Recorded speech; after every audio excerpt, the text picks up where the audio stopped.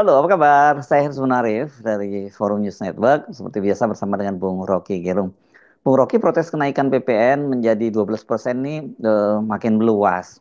Selain petisi di Ching.org yang sudah ditandatangani lebih dari 100.000 orang, ini yang sangat menarik, ini Gen Z itu juga mulai turun ke jalan dan melakukan protes serupa. Mereka ini juga yang terdampak cukup berat dengan kenaikan dari pajak ini. Dan kalau mereka ini bahkan mendatangi kantor Menteri Sekretaris Negara dan mereka menyerahkan protes mereka. Pasti akan berlanjut tekanan terhadap pemerintahan Prabowo karena soal PPN 12% itu. Jadi sebetulnya dari awal kita ingin memastikan apakah pemerintah hari ini mampu untuk membaca daulat rakyat, kan itu soalnya. Bahwa itu adalah keharusan karena sudah diundangkan dan pembuat undang-undang itu ada rejim sebelumnya, di dalamnya ada PDIP, pasti itu soal legalitas. Tetapi soal legitimasi itu lain lagi.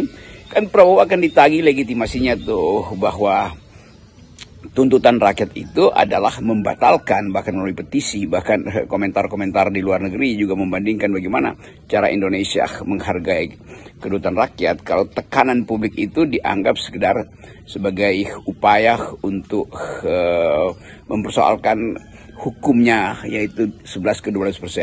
Padahal sebetulnya itu bukan sekedar soal 11 ke 12%, tetapi soal daya beli rakyat, soal kemampuan untuk membayar pajak. Itu kan pajak itu adalah hukum yang paling fleksibel. Jadi kalaupun baru 2 hari lalu diputuskan dan hari ini ternyata kemampuan membayar pajak itu tidak ada, ya harus dibatalkan kan, atau diberi keringanan atau apapun. Jadi itu bukan absolut bahwa undang-undang itu sudah ditranslasikan menjadi kebijakan, ya bisa dibatalkan juga undang-undang itu tuh, dengan cara apapun tuh. Tapi prinsipnya adalah rakyat protes, itu dasarnya. Kan yang bayar pajak itu rakyat. Jadi walaupun akan ada pemisahan bahwa ini rakyat besar, ini adalah pajak orang kaya segala macam, oke, itu urusan yang harusnya diselesaikan melalui kebijakan. Tetapi yang lebih utama adalah mendengarkan protes rakyat bahwa 11 ke 12% itu tinggi sekali itu. Setiap barang yang kita beli di dalamnya ada komponen dari barang itu sendiri, ada komponen untuk merawat barang itu sendiri. Itu artinya perlu beli sabun misalnya untuk mencuci piring, piringnya kena PPN dan sabunnya kena PPN. Setelah itu untuk mengeringkan, lapnya kena PPN, dan setelah ada di meja makan, piring itu mesti nampung makanan yang juga kena PPN. Jadi satu paket sebetulnya tuh. Itu sebetulnya yang kita maksud, orang rakyat maksudkan, bahwa itu pasti akan sangat berat tuh, karena naik 1% itu artinya naik komponen-komponen di dalam barang 1% itu, dan itu artinya banyak sekali yang harga yang naik. Jadi kelihatannya itu jalan pikiran publik yang diwujudkan melalui protes hari-hari ini. Ketua DPR Puan Maharani ini meminta agar pemerintahan Prabowo itu mempertimbangkan kembali kenaikan PPN 12% ini. Tapi saya baca-baca komentar di media sosial, ini justru dipersoalkan ketika Puan yang meminta agar ini dipertimbangkan kembali, karena bagaimanapun juga ketika undang-undang HPP ini kan pada waktu itu harmonisasi perpajakan ini yang lahirnya di era pemerintahannya Jokowi yang didukung oleh PDIP, dan pada waktu itu juga PDIP ini termasuk ikut yang mengesahkan, bahkan yang menterinya pada waktu itu, Menteri Hukum dan HAM pada waktu itu juga kader PDIP, Yasona Lawli. Jadilah ini kemudian PDIP ikut dibully karena kok tiba-tiba jadi pahlawan kesiangan. Bukankah ini juga dosa mereka gitu? Ya tentu negara perlu uang untuk memelihara peradaban, tetapi pajak adalah cara biadab untuk mempertahankan atau memelihara peradaban. Disebut cara biadab karena nggak ada orang yang mau dipajaki itu. Tetapi demi prinsip keadilan, kesemerataan, egality, dan keterwakilan, maka pajak diizinkan atas prinsip tadi. Prinsip kemampuan membayar, prinsip keadilan di dalam taxation itu, dan prinsip untuk menghasilkan kemakmuran bersama. Kan itu sebetulnya filosofi pajaknya itu. Dan di kita, pajak itu adalah bagian dari upaya pemerintah untuk merawat kesosialan manusia. Tetapi kalau atas dasar kesosialan itu lalu peristiwa hari-hari ini tidak diperhatikan oleh Presiden Prabowo, justru kesosialannya hilang kan. Jadi tetap akan ada protes, dan protes itu sangat masuk akal. Bahwa tidak masuk akal misalnya kalau harus dikait-kaitkan dengan ya ini kan PDIP berarti harus dilanjutkan. Kalau PDIP sendiri udah menghukum Jokowi sebagai orang yang salah tuh. Jadi saya kira fair juga PDIP yang menyatakan bahkan semua hal yang pernah dibuat Jokowi adalah salah, maka kami minta maaf. Termasuk minta maaf karena Jokowi nggak pernah hitung bahwa ekonomi nggak akan tumbuh seperti yang dia bayangkan 10%. Kan itu kan asumsinya begitu kan, kalau ekonomi tumbuh 10% maka oke, pajak dinaikkan terus-menerus karena rasio pajak juga akan membackup PPN itu kan. Tapi rasio pajak tidak tumbuh, kenapa? Ekonomi tidak tumbuh, kenapa? Jadi PPN yang mesti dinaikkan, itu yang konyol tuh cara berpikirnya tuh. Jadi sebetulnya kita ada di dalam upaya untuk membereskan negeri ini. Prinsip pertama adalah apa yang dikehendaki rakyat itu harus dilakukan pemerintah. Bahwa kehendak rakyat itu menjadi semacam diktum tertinggi dari demokrasi. Dan Pak Prabowo terus-menerus mengucapkan itu rakyat. Jadi merevisi undang-undang itu juga ada kehendak rakyat.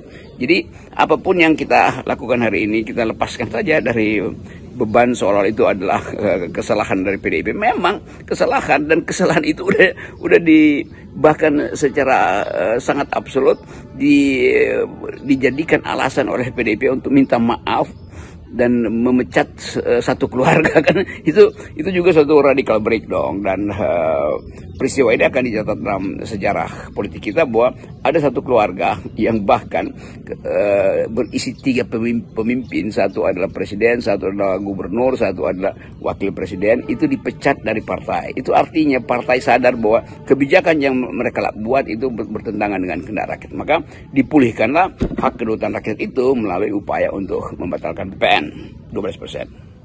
Saya sungguh terkejut Bung Rocky dengan argumentasi pemerintah yang disampaikan oleh Menko Perekonomian Airlangga Hartarto. Mereka menyatakan bahwa mereka tetap ngotot melaksanakan pemberlakuan PPN 12% itu karena katanya itu bukan mau mereka, bukan maunya pemerintah. Tapi ini katanya amanat undang-undang. Ini menurut saya argumen yang ngaco banget ini. Jadi bila pemerintah bertahan hanya atas dasar legalitas, bahwa memang undang-undang itu sudah memerintahkan 2025 naik 12%, itu konyol tuh.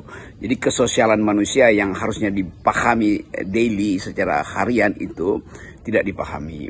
Jadi satu-satunya konsekuensinya adalah naikkan pajak. Nah, apakah tidak ada cara lain? Pasti ada cara lain, tetapi pemerintah ini kan malas untuk nyari sumber-sumber yang lain, apalagi sumber yang bisa membuat efisiensi, tapi dengan akibat dana-dana strategis itu dihilangkan tuh. Kan bisa dihitung, ada siapa kemarin ada teman yang menghitung itu bahwa ya bisa dapat juga 70 atau 100 triliun dengan cara mengefisienkan sistem penarikan pajak itu sendiri, atau dengan memangkas beberapa bidang yang sebetulnya bisa dihemat. Kan semua itu adalah pilihan. Tetapi memang cara yang paling enak ya udah pukul rata aja tuh, naikin PPN. Jadi pemerintah yang tidak kreatif sebetulnya tuh. Dan kita tahu banyak pemerintah yang bahkan di masa lalu yang bangkrut atau digulingkan hanya karena tidak paham suara penderitaan rakyat. Nah sebetulnya usaha-usaha untuk membackup pemerintahan Prabowo itu tersedia. Karena ini justru masih ada bulan madunya tuh, sehingga orang merasa oke, mungkin ada kesempatan bagi Pak Prabowo setelah bulan madu menghitung kembali kebutuhan negara dan merapikan kabinetnya itu supaya pemborosan tidak banyak. Kan orang juga mulai berpikir bahwa loh itu pajaknya itu dipakai untuk membiayai kabinet yang besar, yang 100 orang itu. Kan itu juga pertanyaan kritis yang harus dijawab oleh kabinet kan. Jadi Ibu Sri Mulyani harusnya juga menghitung hal-hal yang di luar variabel-variabel yang biasa ditetapkan untuk menaikkan PPN. Kan itu intinya itu. Jadi apa yang sedang terjadi hari ini itu penanda bahwa rakyat mengambil sikap kritis terhadap pemerintah. Entah dia pemerintahan Jokowi, pemerintahan Prabowo, tetapi bukan itu intinya. Intinya rakyat tidak bisa bayar pajak. Dan kesulitan itu harusnya jadi poin utama untuk membayangkan penundaan atau bahkan pembatalan PPN itu kan. Dan orang mulai memberi perbandingan tuh, ya di sini di sekitar Asia itu ya pajak Singapura mungkin 7%, di tempat lain 9-10% tuh, di bawah 10% semua tuh. Kan itu orang juga mulai menganggap kan mereka juga bisa tuh dengan dalam kapasitas yang setara dengan Indonesia tuh, bahwa hal-hal di negara-negara barat mungkin ya karena rasio tax rasionya itu sudah sangat bagus sehingga pajak itu juga bisa diturunkan tuh dalam perbandingan antara tax ratio dan PPN-nya. Tetapi itu kan ya matematik aja tuh yang bisa didalilkan oleh siapapun. Yang bukan matematik adalah protes rakyat. Itu tidak perlu dimatematisir karena itu langsung berasa bahwa dompet mama itu akan digerus oleh pajak. Bahwa pendapatan dari kawan-kawan yang setiap hari lalu lalang cari nafkah itu pasti akan tergerus oleh barang-barang konsumsi yang pasti dinaikin pajaknya tuh.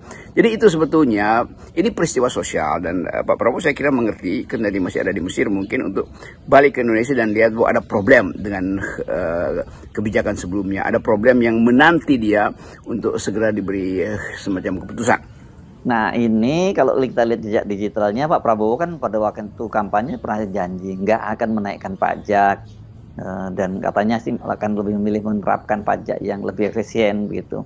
Ini kan jadi janji kampanye dari Pak Prabowo. Sementara penerapan kenaikan PPN 12% ini diputuskan di eranya Jokowi. Kalau alasannya menjalankan undang-undang, ya kan bisa juga sebagai presiden dia membatalkan sebuah undang-undang melalui Perpu seperti itu katakanlah. Ya bukankah ada janji kampanye Prabowo bahwa tidak akan menaikkan pajak, bahkan akan membiayai sekolah gratis, perguruan tinggi segala macam, soal makan siang macam-macam itulah. Tetapi kita tahu bahwa ekonomi kita tidak tumbuh. Kita tahu bahwa janji itu di dalam politik ada jarak antara election dan decision. Apa yang dijanjikan ketika eleksi, ketika pemilihan dan apa yang diputuskan ketika sudah menjabat. Kan itu bisa dipakai juga sebagai diskresi untuk menerapkan prinsip keadilan tuh. Jadi kekakuan kita hari ini seolah-olah apa yang ditanamkan di dalam undang-undang itu yang harus dilakukan tuh. Nggak begitu caranya. Entah keluarin perpu apa segala macam. Yang penting ada alasan rasional dan ada alasan sosial terutama untuk memberi sinyal bahwa ada harapan. Bahwa kendati PPN tidak dinaikkan tapi rakyat Indonesia percayalah bahwa saya Prabowo Subianto tahu cara untuk menambal APBN yang dibuat rusak oleh pemerintahan sebelumnya karena tidak mampu untuk mengukur hubungan antara pertumbuhan dan keadilan. Yang terjadi adalah development tapi yang uneven, yang tidak adil tuh. Jadi sebetulnya itu intinya tuh, dan rakyat ingin dengar itu mungkin dari pesawat terbang ketika pulang ke Indonesia Prabowo mengucapkan itu, lalu ada pers yang mengikuti dia, diberitakan sehingga Prabowo tiba di Bandara Halim nanti semuanya sudah ada tanda-tanda bahwa permintaan rakyat itu sudah dipikirkan bahkan di ketinggian 30.000 feet di atas permukaan laut di pesawat kepresidenan. Itu sebetulnya kira-kira imajinasi yang kita ingin lihat hari-hari ini. Salam akal sehat. Yes, salam akal sehat.